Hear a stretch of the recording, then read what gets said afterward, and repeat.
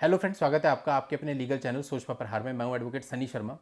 दोस्तों, आज की इस वीडियो में मैं आपको बताने वाला हूं कि जहां पर लड़की के माँ बाप ज़्यादा इंटरफेयर करते हैं या कुछ मामलों में लड़के के माँ बाप भी ज़्यादा इंटरफेयर करते हैं, वहां पे आपकी मैरिड लाइफ पूरी तरह से तबाह हो जाती है। और यहाँ पर लोगों को कुछ गलत फहमियाँ हैं और उन गलत फहमियों के तहत काम होता है और आप मैट्रिमोनियल विवादों में फंसे रहते हैं। अगर आप इन मैट्रिमोनियल विवादों से बाहर आना चाहते हैं और जल्दी बाहर आना चाहते हैं तो ये वीडियो मैं कहूँगा हस्बैंड वाइफ के अलावा उनके माता पिता के लिए भी बहुत इंपॉर्टेंट है। पूरा देखिएगा, समझिएगा और देखिए आप क्या गलती कर रहे हैं। देखिए, होता क्या है ना, लड़की के जो माँ बाप हैं वो क्या करते हैं कि इतना पैसा चाहिए, धमकी देके भी पैसा लेते हैं, मतलब कि एक्सटॉर्शन भी करते हैं। प्रथाएं पुरानी है, केवल नाम बदल गए। पुराने जमाने में क्या होता था, देखो बेटियां छोटी होती थी, छोटी आयु में ही उनका विवाह कर दिया जाता था। या कई बार ऐसा होता था कि जो बेटियां होती थी उनका सौदा कर लिया जाता था, पैसा लेकर के उनको बेच दिया जाता था। तो इन चीज़ों से उनको सुरक्षा देने के लिए कानून बने थे ताकि बेटियों को प्रोटेक्शन मिले। लेकिन अभी क्या हुआ, प्रथाएं वही हैं आज भी। बेटी के नाम पे पैसा मांगा जा रहा है, 50 लाख दे दो, 1 करोड़ दे दो, 2 करोड़ दे दो, कुछ भी जो मन कर रहा है। तो आप क्या कर रहे हैं, थोड़ा सोचिए। देखिए, बहुत सीधी सी बात है, मैट्रिमोनियल विवाद अगर हो गए हैं ना तो इसका निपटारा आप शुरुआत में कर लीजिए। आप शुरुआत में निपटारा नहीं करते, आप क्या करते हैं कि इतना पैसा भी और मिल जाएगा, इतना पैसा और मिल जाएगा, पैसे की लालच करते हैं। या कई बार जो माँ बाप होते हैं वो अपनी ईगो की वजह से अपने खुद के बच्चे का घर खराब कर लेते हैं। यानी कि कई बार हमने देखा कि लड़की खुद ये चाहती है वो अपने पति के साथ रहे, लेकिन उसके माँ बाप उसके माइंड को पॉल्यूट करते हैं।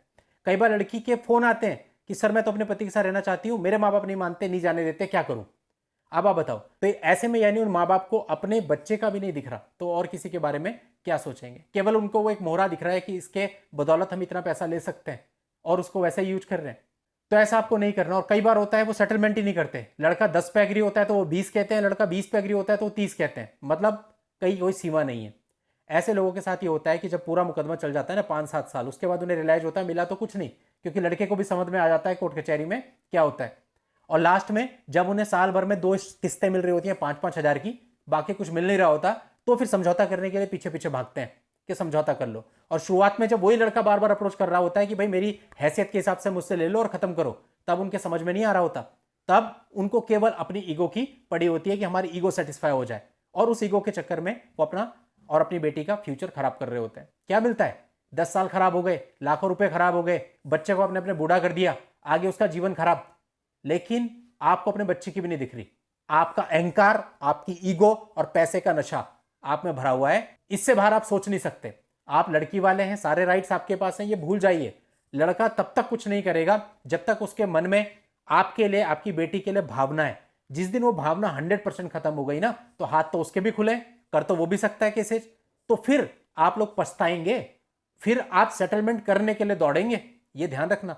तो इससे बढ़िया है कि पहले ही एमिकेबली इसको निपटा लो। सिचुएशंस को इतना वर्स्ट मत होने दो कि चीजें बद से बदतर हो जाएं।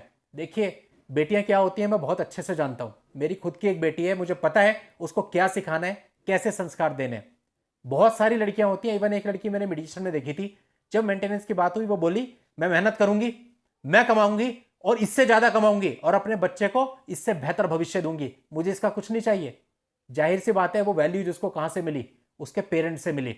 तो सब कुछ डिपेंड करता है कि आपके पेरेंट्स की मेंटेलिटी क्या है, वही आप में जाएगी। जब पेरेंट्स खुद इस तरह से पैसे के पीछे भाग रहे हैं तो फिर बच्चे क्या करेंगे, बच्चों को भी तो वहीं से वो चीज आनी है। भाई एमिकेबली का मतलब वो शुरू में लड़का भी थोड़ा बहुत देके सेटल करना चाहता है तो एक रीजनेबल अमाउंट पकड़ लो। लालच की तो कोई सीमा नहीं है। वो तो आपको 50 भी कम लगेंगे, 1 करोड़ भी कम लगेंगे, कुछ नहीं होता।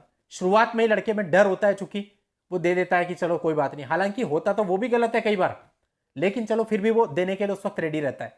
लेकिन जब उसे सारी कोर्ट कचहरी समझ में आ जाती है ना, उसके बाद आप पैसे लेके देखो फिर कैसे लोगे, फिर कुछ नहीं मिलता। बहुत केस आते हैं ऐसे, सर 8 साल हो गए, 10 साल हो गए, मेंटेनेंस का ऑर्डर भी हो रखा है, कुछ मिला ही नहीं, क्योंकि उसके समझ में आ चुका कि व्यवस्था कैसी है और उस व्यवस्था का उपयोग करना वो सीख गया समय के साथ। अब आपको निर्णय करना है कि आपको अपने बच्चे को क्या देना है। आपको अपने बच्चे का खुद का भविष्य नहीं दिख रहा, वो कितना मेंटल डिप्रेशन में है, वो भी इससे बाहर आना चाह रहा है, वो भी चाहता है कि भाई इन चीजों को खत्म किया जाए। कई बार तो दोस्तों ऐसा होता है कि लड़की खुद मुकदमा नहीं चलाना चाहती, वो खुद फ्रस्ट्रेट हो जाती है कि क्या चल रहा है ये सालों से, कुछ हो ही नहीं रहा। लेकिन माँ बाप और रिश्तेदार ऐसा होने नहीं देते अगर वो केस वापस भी लेना चाहे।